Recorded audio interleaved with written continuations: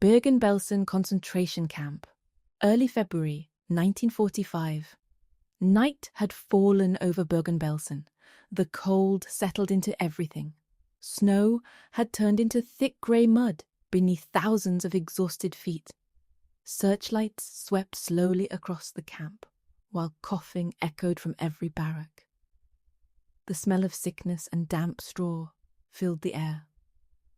Hannah Goslar walked carefully toward the double fence separating her section from the Star camp. Another Dutch prisoner had whispered something that afternoon she could hardly believe. Anne Frank is here. For over 2 years, Hannah had believed Anne and her family had escaped to Switzerland. Now she wasn't sure what to believe.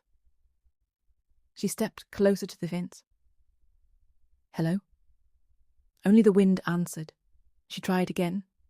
Hello? Is someone there? A woman's tired voice replied. Who's there?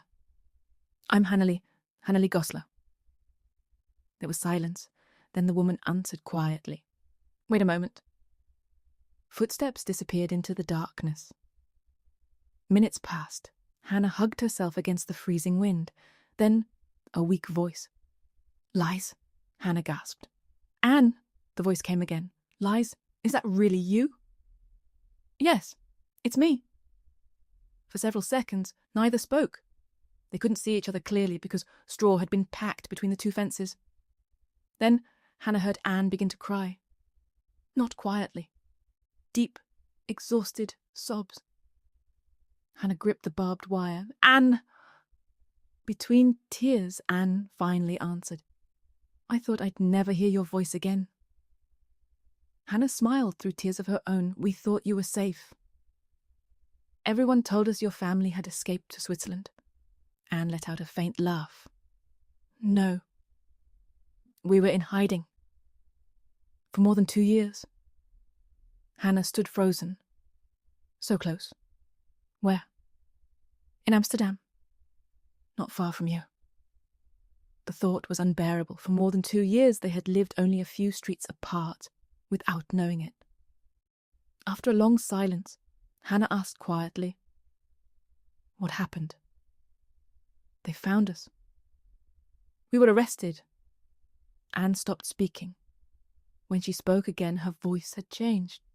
My mother is dead. My father was gassed. I don't have any parents anymore. Hannah closed her eyes. She knew Edith Frank had died. She did not know Otto Frank was still alive in Auschwitz, neither did Anne. I'm so sorry, Anne. Anne didn't answer immediately. Only the sound of crying drifted through the fence. Finally, she whispered, I never thought it would end like this. The searchlight swept across the camp. Both girls instinctively lowered their voices. And Margot? She's here. She's very sick. She hardly gets out of bed. I'm afraid for her. And you? I'm sick too. But I'm still standing. For a little while they spoke about home, about Amsterdam, about Mawedeplein, about riding bicycle together, about school. For just a few minutes, they sounded like 2 teenage girls again, instead of prisoners. Do you remember the ice cream shop? Anne gave the smallest laugh. I remember. I remember everything. Hannah smiled. Jacqueline always wondered where you had gone. I thought about all of you.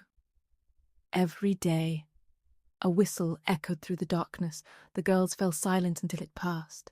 Then Hannah leaned closer. I'll bring you food. You don't have to. You barely have anything yourself. I'm bringing it anyway. 2 nights later, Hannah had spent 2 days gathering everything she could. A little bread, some socks, a few pieces of clothing. She tied them into a bundle. Anne was already waiting. I brought something. Hannah looked for the guards, then threw the bundle over the fence. For one brief moment, it seemed perfect. Then another starving prisoner grabbed it. Anne cried out, No! She took it. She won't give it back. Hannah could hear Anne crying again. I'm so sorry. I'll bring another. You don't have to. I will. Several days later, Hannah returned with another small bundle. This time she waited longer. No guards. She threw it. The package landed safely.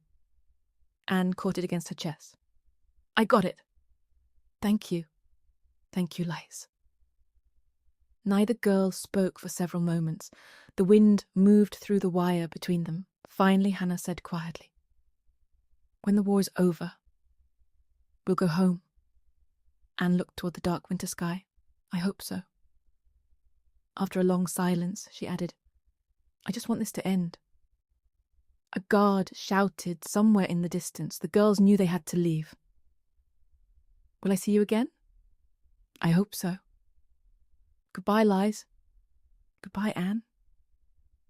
Hannah waited until Anne's footsteps disappeared into the darkness. It was the last time she ever heard her friend's voice. Within a few weeks, Anne Frank and her sister Margot died of typhus in Bergen-Belsen.